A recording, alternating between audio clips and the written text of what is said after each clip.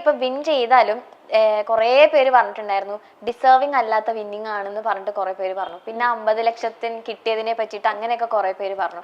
അതൊക്കെ കേട്ടപ്പോ എന്തായിരുന്നു ശരിക്കും? എന്തായാലും വിഷമാവൂലേ? കാരണം എടാ ഞാൻ ബിഗ് ബോസിൽ ഇരിക്കുമ്പോഴും ഞാൻ പറഞ്ഞിട്ടുണ്ട് എല്ലാവരോടും, ഞാൻ ഡിസേർവ് ചെയ്യുന്നതിന് മാത്രം നിങ്ങൾ എനിക്ക് വോട്ട് ചെയ്താൽ മതി.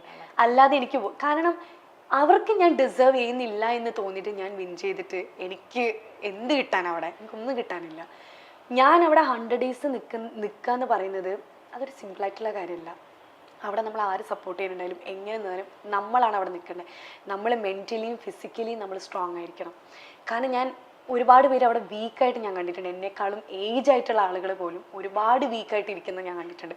അപ്പോഴും എന്നോട് തന്നെ എനിക്ക് അഭിമാനം തോന്നിയ കുറേ നിമിഷങ്ങൾ ഉണ്ടായിട്ടുണ്ട്. കുറേ പ്രശ്നങ്ങൾ വന്നിട്ടും ഞാൻ ഒരിക്കലും പറഞ്ഞിട്ടില്ല എനിക്ക് ഇവിടുന്ന് ക്വിറ്റ് ചെയ്ത് പോകണം, അല്ലെങ്കിൽ എന്നെ കൺഫെഷൻ റൂം വഴി ഇറക്കി വിടുന്നത് ഞാൻ പറഞ്ഞിട്ടില്ല. എത്രത്തോളം എനിക്ക് അവിടെ നിൽക്കാൻ പറ്റും, എത്ര എനിക്ക് സഹിക്കാൻ പറ്റും, അത്രയും സഹിച്ചിട്ട് ഞാൻ അവിടെ നിന്ന് എനിക്ക് കേൾക്കാൻ ആഗ്രഹിക്കാത്ത പല കാര്യങ്ങൾ പോലും കേട്ടിട്ട് പോലും ഞാൻ അവിടെ നിന്നിട്ടുണ്ട്. അപ്പം ഞാൻ ഡിസേർവിങ് അല്ല എന്ന് അവർ പറയുമ്പം എനിക്ക് സത്യത്തിൽ വിഷമം തോന്നാറുണ്ട്. കാരണം ഇതൊക്കെ അനുഭവിക്കുക എന്ന് പറയുന്നത് ചെറിയ കാര്യമല്ല. പിന്നെ വോട്ട് ചെയ്യുക എന്ന് പറയുന്നത് ഒരു വലിയ കാര്യം തന്നെയാണ്. അത് അവർ വോട്ട് ചെയ്തിട്ടാണ് ഞാൻ വിൻ ചെയ്തത്. അങ്ങനെ ഒരു വിന്നർ ആയി കഴിഞ്ഞിട്ട് ഞാൻ ഇങ്ങനെ പറയുമ്പം അതെനിക്ക് ഭയങ്കര സങ്കടം തോന്നിയിട്ടുണ്ടായിരുന്നു എനിക്ക് സത്യത്തിൽ. അല്ല, ഈവൻ ഇപ്പൊ ഈ 50 lakhs കിട്ടിയതും എന്നാൽ അത് വെച്ചിട്ട് പിന്നെ ആ കിട്ടിയ പൈസേനെ ബേസ് ചെയ്ത് പിന്നെ അത് കഴിഞ്ഞിട്ടും ആളുകൾ ഓരോന്ന് പറഞ്ഞുകൊണ്ടിരിക്കുകയായിരുന്നു. ഞാൻ ഇപ്പോഴും കേൾക്കുന്നുണ്ട് അതിനെപ്പറ്റി. ഞാൻ ആക്ച്വലി ഒരു കാറിന്റെ ഒരു വീഡിയോ ഇട്ടപ്പോൾ പറഞ്ഞു, 2 പേരെ പറ്റിച്ചുണ്ടാക്കിയ 50 lakhs കൊണ്ട് ഞാൻ ആ കാർ വാങ്ങി. ആ കാറിന്റെ പൈസ 1.5 കോടി രൂപയാണ്. ഓക്കെ, എനിക്ക് ആകെ കിട്ടിയത് 50 lakhs. അതും ടാക്സ് കഴിഞ്ഞിട്ട് എത്ര കിട്ടും നിങ്ങൾക്ക് അറിയാലോ. അങ്ങനെയുള്ള കുറേ തംബ്നെയിൽസ് ഒക്കെ ഇട്ടിട്ട് കുറേ വീഡിയോസുകൾ വരിക, കുറേ കമന്റ്സുകൾ വരിക. അങ്ങനെയൊക്കെ ഫസ്റ്റൊക്കെ ഭയങ്കര വിഷമമായിരുന്നു. എന്നെക്കാളും വിഷമം ഞാൻ അനുഭവിക്കുന്നതിനേക്കാൾ എനിക്ക് ആദ്യമേ ഉള്ളൊരു ഇതാണ്, എൻ്റെ ചുറ്റുമുള്ളവരും ഞാൻ കാരണം സങ്കടപ്പെടരുത് എന്ന് ആദ്യമേ ആഗ്രഹമുള്ളൊരു വ്യക്തിയാണ് ഞാൻ. അവർ സങ്കടപ്പെടുന്ന കാണുമ്പോൾ എനിക്ക് ഭയങ്കര വിഷമമാണ്. എൻ്റെ ചേച്ചിയാണ്, അനിയത്തിയാണെങ്കിൽ അച്ഛനാണ്, അമ്മയാണ്. കാരണം ഞാൻ അങ്ങനെ ഇതുവരെ ഒരാൾ എന്നെക്കുറിച്ച് അങ്ങനെ മോശമായിട്ട് പറഞ്ഞിട്ടോ അങ്ങനെയൊന്നും ഇതുവരെ ഉണ്ടായിട്ടില്ല നമ്മുടെ. ഈ ബിഗ് ബോസിൽ വന്നതിന് ശേഷമാണ് ഇങ്ങനെ കുറേ കോൺട്രവേഴ്സീസും ഇങ്ങനത്തെ കുറേ തംബ്നെയിൽസും കാര്യങ്ങളൊക്കെ വരുന്നത്. അപ്പോൾ അച്ഛൻ്റെ അമ്മയ്ക്കൊക്കെ അത് പുതിയതാണ്. അപ്പോൾ അവരത് കാണുമ്പോൾ അവർക്കത് ഭയങ്കര വിഷമമായിരുന്നു. ഭയങ്കര എന്ന് പറഞ്ഞാൽ എൻ്റെ അച്ഛൻ കരഞ്ഞിട്ട് വരെ ഞാൻ കണ്ടിട്ടുണ്ട്.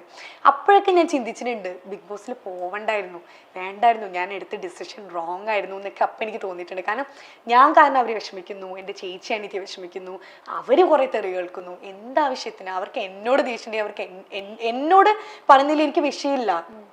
എൻ്റെ ചുറ്റുള്ളവർ അനുഭവിക്കുന്നതാണ് എനിക്ക് ഭയങ്കര സങ്കടം തോന്നുന്നത്. പക്ഷെ ഇപ്പം എനിക്കുണ്ടല്ലോ അങ്ങനെയൊക്കെ അനുഭവിച്ചിട്ടാണെങ്കിൽ ഇപ്പം ഞാൻ ഭയങ്കര സ്ട്രോങ് ആണ്.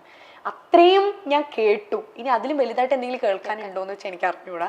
അതുകൊണ്ട് ഇപ്പം എനിക്ക് അതൊന്നും ഏൽക്കുന്നില്ല സത്യത്തിൽ. അതാ ഇപ്പൊ ദിൽഷേന്റെ ഓരോ കാര്യങ്ങൾ വരുമ്പോഴാണ് എല്ലാവരും പറയുന്നത് ഇനി കേൾക്കാനൊന്നുമില്ല, ഒരു ടോപ്പിക്കിനെ പറ്റി ഇനി കേൾക്കാനില്ല എന്നുള്ള രീതിയിൽ തന്നെ പറയുന്നത്. അപ്പൊ എനിക്ക് തോന്നുന്നു ഇനിയിപ്പോ എന്ത് വന്നാലും അത് അത്ര വലിയ ബാധിക്കും തോന്നുന്നു. അതത്രേ ഉള്ളൂ. കാരണം ഒരു പെൺകുട്ടി കേൾക്കരുത് എന്ന് ആഗ്രഹിക്കുന്നതും ആയിട്ടുള്ള, കാരണം അതിൽ എത്രത്തോളം സത്യം ഉണ്ടെന്നോ അത് ബ്ലൈൻഡായിട്ട് വിശ്വസിക്കുന്നുണ്ടല്ലോ ഒരുപാട് പേര്. എനിക്ക് അതിലാണ് വിഷമം. കാരണം ഒരാളൊരു വീഡിയോ ഇടുമ്പോൾ അല്ലെങ്കിൽ ഒരു കടിച്ച പൊട്ടത്തെ തംബ്നെയിലൊക്കെ ഇട്ടിട്ട് ദിൽഷ ഇന്ന ആളുടെ കൂടെ അങ്ങനെയൊക്കെ പറഞ്ഞിട്ട് ഇടുമ്പോഴും അതിൽ സത്യമുണ്ട്, അതിൽ എത്രമാത്രം സത്യം ഉണ്ടെന്നെങ്കിലും അറിഞ്ഞിട്ട് നമ്മളത് വിശ്വസിക്കുന്നതിൽ തെറ്റില്ല. അങ്ങനെയൊക്കെ ആലോചിക്കുമ്പോൾ ഇപ്പം ഞാൻ വിചാരിക്കും നെവർ മൈൻഡ്. അല്ല, ഇപ്പൊ ഫൈനൽസില് റിയാസ് ഉണ്ടായിരുന്നു, അതുപോലെ തന്നെ ബ്ലെസ്ലി ഉണ്ടായിരുന്നു. പക്ഷെ അപ്പോഴും ആളുകൾ പറഞ്ഞത് ഡോക്ടറിന് കിട്ടേണ്ട വോട്ടാണ് ദിൽഷയ്ക്ക്, ആ ഡോക്ടറിനോടുള്ള സ്നേഹം കൊണ്ടാണ് ആ വോട്ട് അങ്ങോട്ട് വന്നേന്ന് പറയുന്നുണ്ട്. അപ്പൊ എത്ര വിൻ ചെയ്യുമ്പോഴും ദിൽഷയ്ക്ക് അങ്ങനെ ഒരു തോട്ട് ഉണ്ടായിരുന്നോ?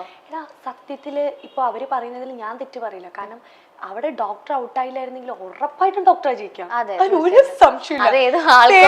മേ ബി ഞാനൊരു സെക്കൻഡോ തേർഡോ എത്തുള്ളൂ, അതെനിക്കറിയാം. ഞാനും ഇത് കാണുന്നതാണ്. ഞാൻ പുറത്തിറങ്ങിയിട്ട് എനിക്ക് മനസ്സിലായിട്ടുണ്ട് ഈ ഡോക്ടർക്കുള്ള ഫാൻസ് എന്ന് പറയുന്നത് വേറെ ലെവല് ഫാൻസ് ആണോ. അത് പിന്നീടൊന്നും ഇന്റർവ്യൂസിലും പറയുന്നുണ്ട്. അതിപ്പം ഞാനിപ്പം ഡോക്ടർ ഔട്ടായില്ലെങ്കിൽ ഉറപ്പായിട്ട് ഡോക്ടർ വിൻ ചെയ്യേണ്ട ഒരു ഷോ ആണത്. അതിപ്പം ഞാനിപ്പോൾ ഡോക്ടർ ഔട്ടായി, ഇപ്പോൾ ഡോക്ടറിന്റെ ഫ്രണ്ട് എന്ന നിലയിലായിരിക്കും മേ ബി ഒരുപാട് പേര് എനിക്ക് വോട്ട് ചെയ്തിട്ടായിരിക്കും മേ ബി ഞാൻ ജയിച്ചിട്ടുണ്ടാവാം. അതൊന്നും ഞാൻ റിജക്ട് ചെയ്യുന്നില്ല. കാരണം അതൊക്കെ പരമാർത്ഥമായ സത്യമാണ്. അതൊന്നും റിജക്ട് ചെയ്യേണ്ട ആവശ്യമില്ലല്ലോ എനിക്ക്. വളരെ എളിമയോട് അക്സെപ്റ്റ് ചെയ്യുന്നുണ്ട് നമ്മള്. അതത്രേ ഉള്ളൂടാ. കാരണം ആർക്കും അറിയാതെ. കാരണം ഡോക്ടർക്ക് ഒരുപാട് ഫാൻസ് ഉണ്ട്, ഞങ്ങളുടെ കോംബോ ഇഷ്ടപ്പെട്ട ഒരുപാട് പേരുണ്ട്, അവരൊക്കെ വോട്ട് ചെയ്തിട്ടുണ്ട്. ഒരുപാട് പേര് കഷ്ടപ്പെട്ട് വോട്ട് ചെയ്തിട്ട് തന്നെയാണ് ഞാൻ വിൻ ചെയ്തത്. അതിനൊന്നും എനിക്ക് ഒരു പരാതിയും ഇല്ല. പക്ഷെ അത് കഴിഞ്ഞ് ഞാൻ കുറേ സംഭവങ്ങൾ കേൾക്കേണ്ടി വന്നിട്ടുണ്ട് എനിക്ക്. അപ്പൊ എനിക്ക് അതിലൊക്കെയാണ് സങ്കടം. എനിക്ക് തോന്നുന്നു അതിനുശേഷം എനിക്ക് ആ ഒരു വീഡിയോ ദിൽഷ ചെയ്തത് അല്ലേ. അതിൻ്റെ പിന്നിലും ഒരുപാട് സ്റ്റോറികളുണ്ട്. അതാണ് ഞാൻ പറഞ്ഞത്, നമുക്ക് എല്ലാം നമുക്ക് ഓഡിയൻസിൻ്റെ അടുത്ത് വന്നിട്ടോ അല്ലെങ്കിൽ എൻ്റെ പേഴ്സണൽ ലൈഫിൽ നടക്കുന്ന എല്ലാം എനിക്കൊരു വീഡിയോ ആയിട്ട് വന്നിട്ട് പറയാൻ പറ്റില്ല. അതാ ഞാൻ പറയാം, എന്തെങ്കിലും ഒരു സംഭവം നടക്കുന്നുണ്ടെങ്കിൽ അതിൻ്റെ പിന്നിലൊരു റീസൺ ഉണ്ടാവും. ആ റീസൺ ചിലപ്പോൾ എനിക്ക് എൻ്റെ ഫാമിലിക്ക് മാത്രമേ എനിക്കറിയാം. ചിലപ്പോൾ അത് നാട്ടുകാരോട് പറയുന്ന എനിക്ക് ആഗ്രഹം ഉണ്ടാവില്ലായിരിക്കും. അത് എന്നിൽ തന്നെ പറയണ്ട. അതാ ഞാൻ പറഞ്ഞത്. അപ്പം നമ്മൾ സൈലന്റ് ആയിട്ട് ഇരിക്കുന്നതിന്റെ അർത്ഥം അത് സത്യമാണെന്നല്ല.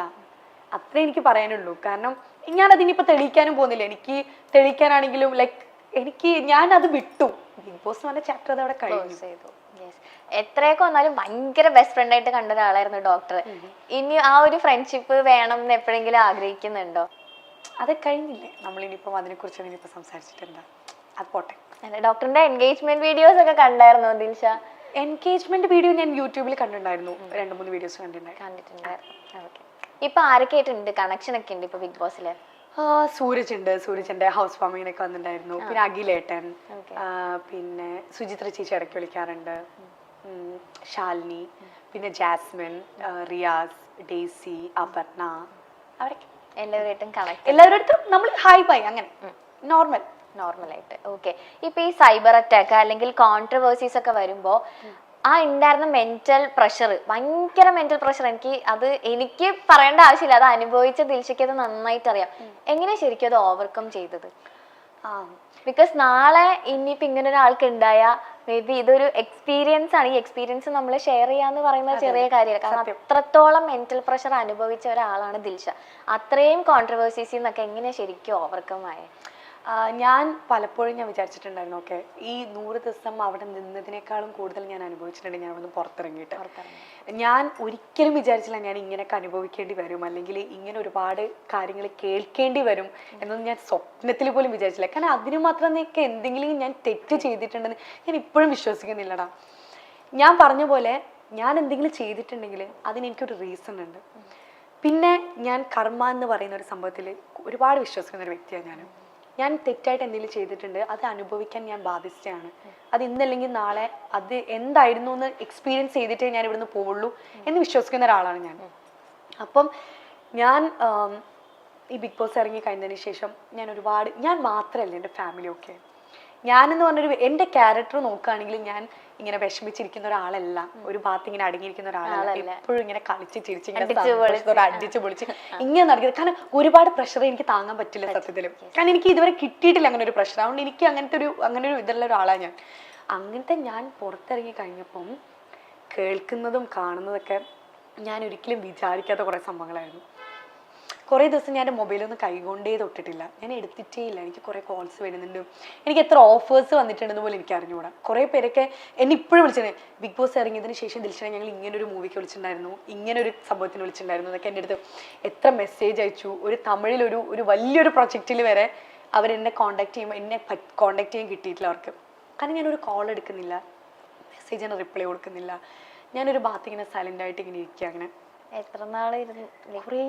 കുറച്ച് ദിവസം ഞാൻ ഇങ്ങനെ ഇരുന്നു. സങ്കടം വരുന്നുണ്ട്, എന്നെ കാണുമ്പോൾ എൻ്റെ അച്ഛനമ്മയ്ക്ക് വിഷമാവാ, എൻ്റെ ചേച്ചിക്ക് എനിക്ക് വിഷമാവാണ്. ഞാൻ ആ ദിവസത്തിനെ കുറിച്ച് ഇങ്ങനെ ആലോചിക്കാൻ പോലും ഞാൻ ആഗ്രഹിക്കുന്നില്ല സത്യത്തിൽ. നമ്മള് സിനിമയിലൊക്കെ കാണുന്ന. കാരണം എൻ്റെ അനിയത്തിന്റെ ബർത്ത്ഡേ ആയിരുന്നു ആ ടൈമിൽ, ജൂലൈ 15 ഞാൻ ഇറങ്ങുന്ന ടൈമില്. നമ്മൾ ഈ കുട്ടി ഇതുവരെ നമ്മൾ സെലിബ്രേറ്റ് ചെയ്യുന്നതാ. എൻ്റെ ബർത്ത്ഡേ, അനിയത്തിന്റെ ബർത്ത്ഡേ, നമ്മൾ ഫാമിലി മാത്രം കേക്കൊക്കെ കട്ട് ചെയ്ത് ഒരു പുതിയ ഡ്രസ്സൊക്കെ വാങ്ങിയിടുക, അങ്ങനെയൊക്കെ അമ്പലത്തിൽ പോവാ, പ്രാർത്ഥിക്കുക. എൻ്റെ അനിയത്തിന്റെ ബർത്ത്ഡേ അന്ന് രാവിലെ മുതൽ വൈകുന്നേരം വരെ എങ്ങനെ നടന്നു പോലും എനിക്കല്ല. ഞങ്ങൾ അന്ന് ഒരു പറക്കാട്ടിന്റെ റിസോർട്ടിൽ പോയിട്ടുണ്ടായിരുന്നു. അവരാണ് ഒരു കേക്ക് കൊണ്ടുവന്നിട്ട് അന്ന് നമ്മൾ കട്ട് ചെയ്തത് ഈവനിങ്ങിൽ, നൈറ്റിലായിരുന്നു തോന്നുന്നു. ആ ഒരു സെലിബ്രേഷൻ മാത്രമേ. കാരണം അന്ന് രാത്രി വരെ ഈ വീഡിയോ എടുക്കുന്നത് ഞാൻ അന്ന് രാത്രിയായിരുന്നു. അന്ന് വരെ അവിടെ കരച്ചിലും ബഹളൊക്കെ ആയിരുന്നു വീട്ടിൽ. ചിലർ വിളിച്ചിട്ട് പറയുന്നു, എന്താ പറയുക, ഞാൻ ബൈക്ക് ഓടിച്ച് പോകുന്നല്ലേ, ലോറിൻ്റെ അടിയിൽ പെടാൻ നോക്കിക്കോ, അങ്ങനെയൊക്കെയാണ് വിളിച്ച് പറയുന്നത്. ചിലരൊക്കെ വിളിച്ചിട്ട് നിന്നെ ജീവനോടെ വെച്ചേക്കൂല. എനിക്കറിഞ്ഞൂടാ, എന്റെ നമ്പർ വരെ എങ്ങനെ കിട്ടിയെന്ന് എനിക്കറിയില്ലടാ. കുറേ കോൾസുകൾ വരുന്നുണ്ട്, എൻ്റെ ചുറ്റുള്ളവർക്ക് വരുന്നുണ്ട് ഒരുപാട് പേർക്ക് കോളുകൾ. എൻ്റെ കൂടെ നിന്ന് ഫോട്ടോ എടുത്തു കഴിഞ്ഞാൽ, അവളുടെ കൂടെ ഇനി ഫോട്ടോ എടുത്തു കഴിഞ്ഞാൽ നിനക്ക് ഇതായിരിക്കും ഇനി കിട്ടാൻ പോകുന്ന ഇത്, അങ്ങനെയൊക്കെ പറഞ്ഞിട്ട്. അപ്പോൾ ഒന്ന് ആലോചിച്ച് നോക്ക്, നമ്മളുടെ മൈൻഡിൽ എന്തൊക്കെയൊക്കെ ഒരു ഭീകരത ഫീൽ ചെയ്യില്ലേ നമുക്ക്. അതായിരുന്നു അവസ്ഥ. മിനി സ്ക്രീൻ പ്രേക്ഷകർ കാത്തിരിക്കുന്ന വിവാഹമാണ് റോബിൻ രാധാകൃഷ്ണന്റേതും ആരതി പൊടിയുടേതും. ബിഗ് ബോസ് ഷോയ്ക്ക് ശേഷം റോബിൻ നൽകിയ അഭിമുഖം വഴിത്തിരിവായി ആരതിയുമായി പ്രണയത്തിലാവുകയായിരുന്നു. ആ പ്രണയത്തെക്കുറിച്ചെല്ലാം ഇരുവരും നേരത്തെ പലതവണ സംസാരിച്ചിട്ടുമുണ്ട്. ഗംഭീരമായി നടന്ന വിവാഹ നിശ്ചയവും സോഷ്യൽ മീഡിയയിൽ ചർച്ചയായിരുന്നു. ഇനി കല്യാണമാണ്.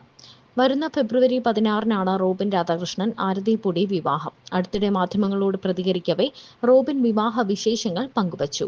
വലിയ ആർഭാടമായി നടത്തുന്ന വിവാഹമൊന്നുമല്ല, അടുത്ത ബന്ധുക്കളും സുഹൃത്തുക്കളുമെല്ലാം പങ്കെടുക്കുന്ന കുറച്ചധികം ചടങ്ങുകളുള്ള വിവാഹമായിരിക്കും. പിന്നെ വിവാഹ ജീവിതത്തിൽ ഒന്നല്ലേ ഉള്ളൂ, അതുകൊണ്ട് അത് ഓർമ്മിച്ചു വയ്ക്കാൻ പാകത്തിന് മനോഹരമാക്കുമെന്നാണ് റോബിൻ പറഞ്ഞത്. കല്യാണ വിളികളൊക്കെ നടന്നുകൊണ്ടിരിക്കുകയാണ്. ഡ്രസ് ഡിസൈനിങ്ങും മറ്റും പൂർത്തിയായി വരുന്നു. കല്യാണത്തിന് ലാലേട്ടനെ പോയി വിളിക്കും. അദ്ദേഹത്തിന്റെ അനുഗ്രഹം വാങ്ങും. വരുന്ന കാര്യം അറിയില്ല, അദ്ദേഹം തിരക്കുള്ള ആളല്ലേ, വന്നാൽ സന്തോഷം എന്നാണ് റോബിൻ പറഞ്ഞത്. കല്യാണത്തിന് ശേഷമുള്ള ഹണിമൂൺ അല്പം വ്യത്യസ്തമായിരിക്കും എന്നും റോബിൻ വ്യക്തമാക്കുന്നുണ്ട്. 2 വർഷം നീണ്ടു നിൽക്കുന്ന ഹണിമൂൺ പ്ലാൻ ആണ് ഇപ്പോൾ തങ്ങൾക്ക്. 27-ൽ അധികം രാജ്യങ്ങളിലേക്കുള്ള യാത്രയായിരിക്കും. തന്റെ ഒരു ഫ്രണ്ടാണ് ഈ വ്യത്യസ്തമായ ഹണിമൂൺ പ്ലാൻ പാക്കേജ് തന്നത്. ഒരുപക്ഷെ ഇങ്ങനെയൊരു ഹണിമൂൺ പ്ലാൻ കേരളത്തിൽ ആദ്യമായിട്ടായിരിക്കും. താൻ ഒരുപാട് സ്ഥലങ്ങളിൽ പോയിട്ടുള്ള ആളല്ല. അപ്പോൾ പിന്നെ കല്യാണത്തിന് ശേഷം ഒരുമിച്ച് ഒരുപാട് യാത്ര ചെയ്യാം എന്നാണ് തങ്ങളുടെ ഇപ്പോഴത്തെ പ്ലാൻ എന്നും പറയുന്നു.